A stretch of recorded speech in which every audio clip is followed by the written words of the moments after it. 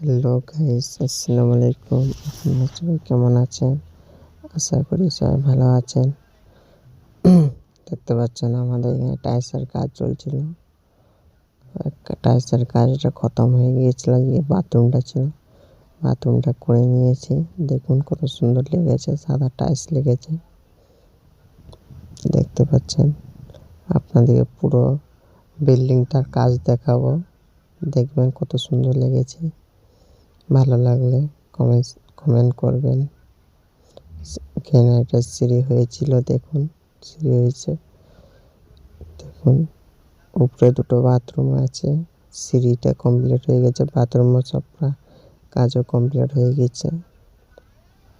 দেখতে পাচ্ছেন বেলকনি হয়ে গেছে। একটা বাথরুম করেছিলাম।